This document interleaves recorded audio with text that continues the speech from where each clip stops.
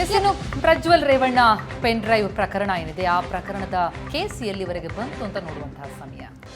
Prajwal Revanna pen drive viral case ತನಿಖೆ ಹಾಗಾದ್ರೆ ಎಲ್ಲಿವರೆಗೂ ಬಂತು? ವಿಡಿಯೋವನ್ನ ಹರಿಬಿಟ್ಟವರ ಮಾಹಿತಿಯನ್ನ ಈಗ ಎಸ್ಐಟಿ ಕಲೆ ಹಾಕ್ತಾ ಇದೆ. ಕಾರ್ತಿಕ್ ಹಾಗೆ ನವೀನ್ ಗೌಡ ಇಂಚಿಂಚು ಮಾಹಿತಿಯನ್ನ ಸಂಗ್ರಹ ಮಾಡಲಾಗ್ತಾ ಇದೆ ಎಸ್ಐಟಿಯಿಂದ. ಇಬ್ಬರು ಆರೋಪಿಗಳ ಚಲನವಲನದ ಮೇಲೆ ಎಸ್ಐಟಿ ಅಧಿಕಾರಿಗಳು ಕಣ್ಣಿಟ್ಟಿದ್ದಾರೆ. ಇಬ್ಬರ ಬಂಧನಕ್ಕೆ ಗ್ರೀನ್ ಸಿಗ್ನಲ್ಗೆ ಕಾಯ್ತಾ ಇದೆ ಎಸ್ಐಟಿ. ಡಿವೈಎಸ್ಪಿ ಮಟ್ಟದ ಅಧಿಕಾರಿಗಳಲ್ಲೇ ವ್ಯಾಪಕವಾದಂತಹ ಚರ್ಚೆ ಆಗ್ತಾ ಇದೆ ಈ ವಿಚಾರಕ್ಕೆ ಸಂಬಂಧಪಟ್ಟಂತೆ. ಇನ್ನು ಬಂಧನಕ್ಕೆ ಗ್ರೀನ್ ಸಿಗ್ನಲ್ ಕೊಡ್ತಾರಾ ಹಾಗಾದ್ರೆ ಎಸ್ಐಟಿಯ ಮುಖ್ಯಸ್ಥರು? ಕುತೂಹಲ ಕೆರಳಿಸಿದೆ ಎಸ್ಐಟಿ ಮುಖ್ಯಸ್ಥರ ನಡೆ. ಕಾರ್ತಿಕ್ ಹಾಗೆ ನವೀನ್ ಗೌಡ ವಿರುದ್ಧ ವಿಡಿಯೋ ವೈರಲ್ ಆರೋಪ ಕೇಳಿ ಬರ್ತಾ ಇದೆ. ಈ ಆರೋಪದ ಹಿನ್ನೆಲೆಯಲ್ಲಿ ಎಸ್ಐಟಿ ತನಿಖೆ ಬಗ್ಗೆ ಸಹ ಅನುಮಾನಗಳಿಗೆ ಕಾರಣ ಆಗಿತ್ತು.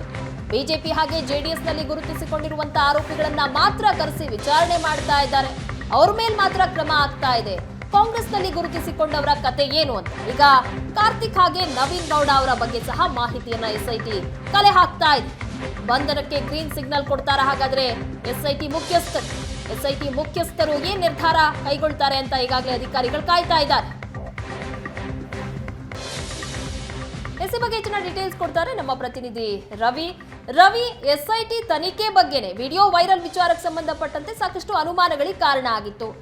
ಬಿಜೆಪಿ ಹಾಗೆ ಜೆಡಿಎಸ್ ನಲ್ಲಿ ಗುರುತಿಸಿಕೊಂಡಿರುವಂತಹ ಆರೋಪಿಗಳ ವಿಚಾರಣೆ ಆಗ್ತಾ ಇದೆ, ಆದ್ರೆ ಕಾಂಗ್ರೆಸ್ ನಲ್ಲಿ ಗುರುತಿಸಿಕೊಂಡಿರುವಂತಹ ಆರೋಪಿಗಳ ವಿಚಾರಣೆ ಆಗ್ತಾ ಇಲ್ಲ ಅಂತ ಈಗ ಎಸ್ಐಟಿ ಮೂಲಗಳಿಂದ ಸಿಗ್ತಾ ಇರುವಂತಹ ಮಾಹಿತಿ ಪ್ರಕಾರ ಕಾರ್ತಿಕ್ ಹಾಗೆ ನವೀನ್ ಗೌಡ ಬಗ್ಗೆ ಸಹ ಮಾಹಿತಿಯನ್ನ ಕಲೆ ಹಾಕ್ತಾ ಇದ್ದಾರೆ ಅಂತ ಇಲ್ಲಿ ಎಸ್ಐಟಿ ಮುಖ್ಯಸ್ಥರ ನಡೆ ಏನಾಗಿರುತ್ತೆ ಅನ್ನೋದಕ್ಕೆ ಕುತೂಹಲಕ್ಕೆ ಕಾರಣ ಆಗಿದೆ. ಹೆಚ್ಚಿನ ಡೀಟೇಲ್ಸ್ ಕೊಡೋದಾದ್ರೆ ರವಿ. ಎಸ್ಐಟಿ ಮುಖ್ಯಸ್ಥರ ನಡೆ ತುಂಬಾ ಅನುಮಾನಾಸ್ಪದವಾಗಿರುವಂತದ್ದು, ಯಾಕಂದ್ರೆ ಜೊತೆಗೆ ತುಂಬಾ ಕುತೂಹಲಕಾರಿ ಕೂಡ ಆಗಿರುವಂತದ್ದು. ಇಡೀ ಪ್ರಜ್ವಲ್ ರೇವಣ್ಣ ಅವರ ಪೆಂಡ್ರೈವ್ ಪ್ರಕರಣಕ್ಕೆ ಸಂಬಂಧಪಟ್ಟಂತೆ ಪೆಂಡ್ರೈವ್ ಹರಿಬಿಟ್ಟವರ ಬಂಧನ ಯಾವಾಗ ಅನ್ನುವಂತಹ ನಿಟ್ಟಿನಲ್ಲೂ ಕೂಡ ರಾಜ್ಯಾದ್ಯಂತ ಸಾಕಷ್ಟು ಚರ್ಚೆ ಕೂಡ ಆಗ್ತಿರುವಂತದ್ದು. ಹಾಸನದ ಸೆನ್ ಪೊಲೀಸ್ ಠಾಣೆ ಜೆಡಿಎಸ್ ಕಾರ್ಯಕರ್ತರು ನವೀನ್ ಗೌಡ ಸೇರಿದಂತೆ ಒಟ್ಟು 5 ವಿರುದ್ಧ ಒಂದು ಎಫ್ಐಆರ್ ಕೂಡ ದಾಖಲು ಮಾಡ್ತಾರೆ. ಒಂದು 15 ದಿನಗಳ ಕಾಲ ಅದು ಹಾಸನ ಪೊಲೀಸರ ಸುಪರ್ದಿಯಲ್ಲಿ ಇರುತ್ತೆ, ತನಿಖೆ ಕೂಡ ಮಾಡ್ತಾರೆ. ಆದ್ರೆ ವಿಡಿಯೋವನ್ನ ಹರಿಬಿಟ್ಟಂತಹ ವ್ಯಕ್ತಿಗಳು ಯಾರು ಇದ್ದಾರೆ ಅವರ ವಿರುದ್ಧ ಒಂದೇ ಒಂದು ಸಣ್ಣ ನೋಟಿಸ್ ಕೂಡ ಕೊಡಲ್ಲ, ಅವ್ರನ್ನ ಕರೆಸಿ ವಿಚಾರಣೆ ಕೂಡ ಮಾಡಲ್ಲ.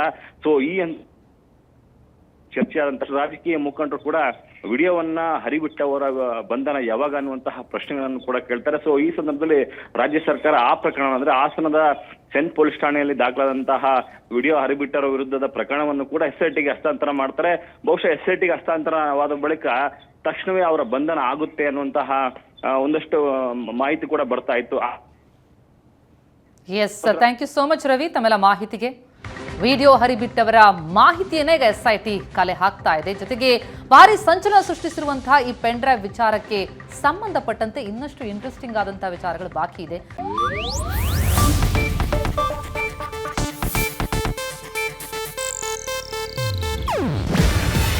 ಇದು ಏಷ್ಯಾನೆಟ್ ನ್ಯೂಸ್ ನೆಟ್ವರ್ಕ್ ಪ್ರಸ್ತುತಿ.